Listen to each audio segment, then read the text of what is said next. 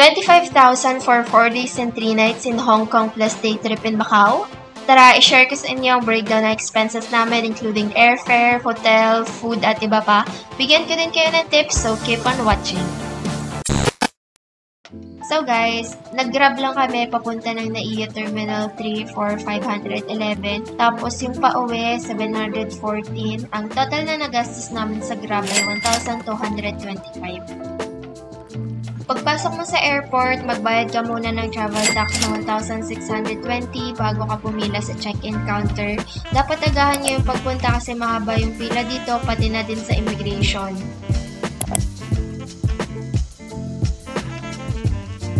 Pwede rin kayo magdala ng pagkain. Pwede rice meal kung gusto mo. Medyo pricey kasi yung pagkain dito sa loob. Minsan nagbabago-bago yung assigned gate number. Pwede mo i-check yung mga airport flat screen para maging updated ka. Yung airfare namin dito, 10,970 with 20. Pacific family would like to welcome you on board this flight 5J112 bound for Hong Kong. With 20 kilograms punta ng HK at pabalik ng Manila. Since sale ko ito na book, nag-avail ako ng travel insurance sa Klook. 310 each, tas gumamit ako ng promo code from mga influencers, 558 ang total namin dalawa. Siyempre, pagdating natin dito, hindi natin alam saan pupunta. Follow lang natin yung mga airport signage para makapunta sa arrivals or sa immigration. Nag-book ako ng hotel sa Klook and may kasama na siyang dalawang octopus card. So, pinaloadan lang namin yun ng tig $200. Para naman sa SIM card, nag-book pa rin ako sa Klook and pinick up namin siya sa airport. Yung SIM card ay good for 5 days, 182 pesos. And then, gumamit ulit ako ng promo ko, naging 176.50. For me, mas convenient yung SIM card kesa packet Wi-Fi. Kasi, need mo pa siyang bitbitin and isole kung saan mo siya nirent. May iba't ibang ways para makapunta ng hotel. Pwede airport train, airport transfers. So, pinili namin ang bus kasi pagbaba namin ng bus stop ay 3 minutes walk lang papunta sa hotel namin. And ang bayad lang dito, $34.6 each. Mas mura siya. Nag-book ako ng hotel namin sa Klook. Kasama na nga sa package yung dalawang octopus card na nabanggit ko kanina. And then, nag-stay kami dito for 4 days and 3 nights. Dalawang single bed, 6,082.20 pesos. Naglagay ako ng note nung nag-book ako na ilagay ako sa City View and napagbigyan naman kami. Meron akong vlog ng hotel tour. Ilalagay ko yung link sa baba. Panoorin nyo na lang. Dito sa hotel ay may water dispenser, so bago kami umalis, nagre-refill muna kami. Kung wala nito sa hotel ninyo, I suggest bumili kayo ng tubig sa Welcome or any grocery store. Mas mura doon compared sa mga convenience store. Kung magutom naman kayo, pagbaba ninyo ng hotel, kita mo na agad ng 7-Eleven na yan. Meron silang tindang mga rice meal. On the way na nga kami ngayon papunta ng Disneyland, pero bago yun, kakain muna kami ng breakfast dito sa KFC. Ang in-order ko lang dito ay yung breakfast meal nila. Meron sausage, hash brown, biscuit, chicken, and soda. Ang oras na ngayon ay 10:17 AM at pasakay na kami ng train going to Disneyland Resort Station. Marami kaming mga kasabay. Ang ganda dito sa loob ng train. Dahil hindi nga kami makapag-picture kasi madaming tao, ginawa namin yung hack na labasan namin na wag mo nang bumaba sa Disneyland Station tapos bumalik sa Sunny Bay Station. And ito yung mga pictures namin. Wala nang ang tao kasi kami lang yung pabalik.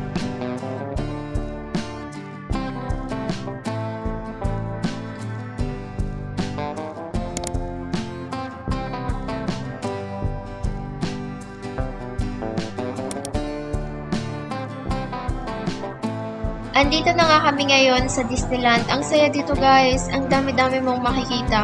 Ang ganda din ng panahon ngayon. Malamig tapos maaraw. Nagtatry na kami ng iba't ibang rides na sa tingin namin ay kaya naman. Kapag nagpunta kayo dito sa Disneyland, wag na wag niyong kakalimutang sumakay dito sa Hyperspace Mountain. Meron akong Disneyland vlog. Ilalagay ko yung link sa baba. Bumili kami ng meal voucher sa Klook. Ang total na binayaran namin dalawa ay 2,561.40. Kasama na dito ang lunch or dinner set plus snack. Ang snack sa meal voucher ay pwede ice cream or popcorn. Pinili namin ng popcorn at ang sarap niya, lalo na yung caramel guys. Must try talaga. Singing to look a lot like Christmas. Soon the bells will start, and the thing that will make the break is the carol that you sing right within your heart, right within your heart.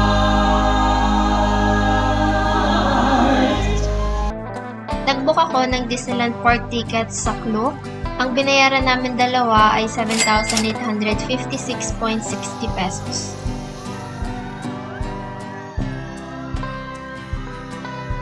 Pagkatapos namin sumakay sa mga rides ay nag-decide na kami mag-early dinner para makapwesto kami ng maganda sa panonood ng Momentos. Ang in-order namin ay baked pork chop fries.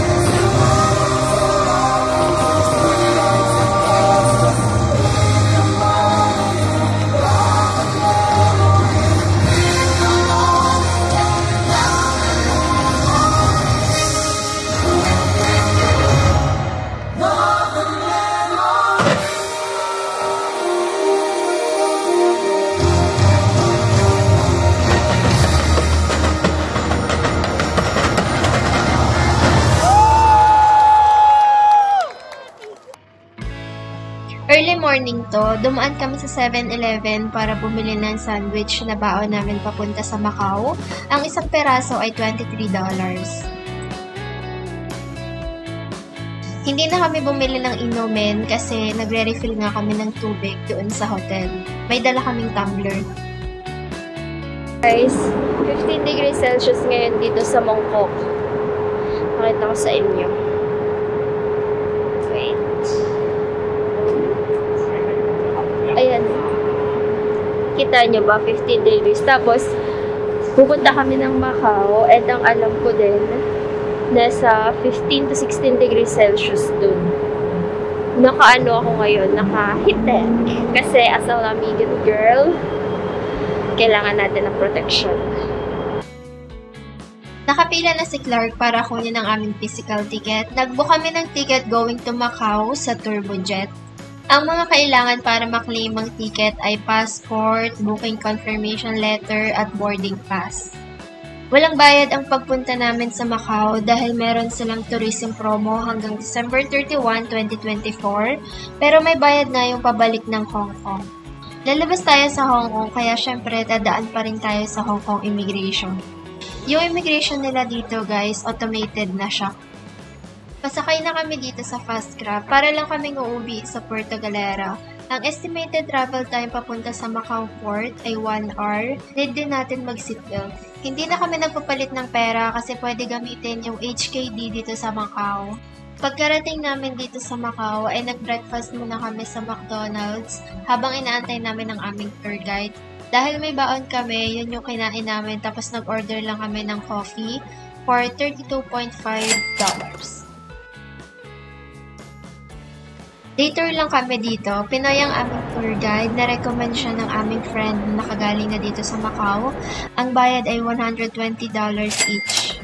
Sumasakay lang kami ng bus para makapunta sa mga tourist spot. Hindi ko pa yata nabanggit, visa-free ang Macau for Filipinos. Pwede ka magstay hanggang 30 days. Bumili din kami ng pasalubong at ang nagastos namin ay $179.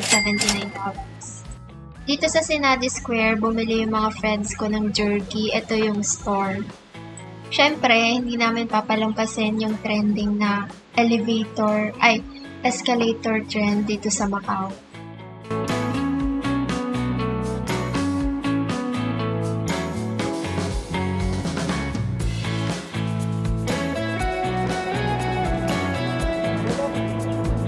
Pinuntahan din namin tong Giant Panda. Walang entrance fee. Free lang yung pumunta dito.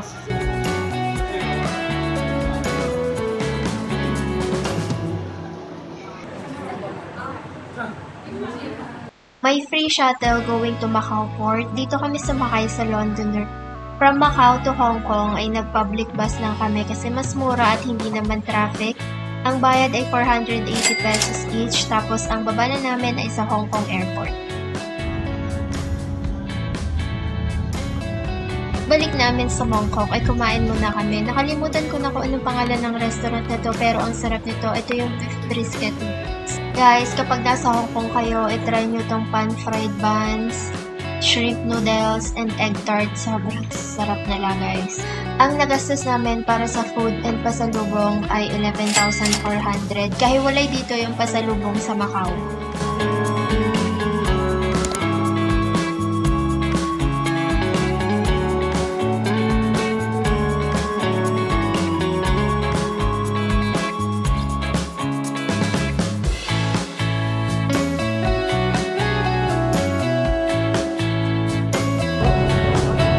Nagbus lang ulit kami going to Hong Kong International Airport. 3 minutes walk lang from our hotel ang bus stop.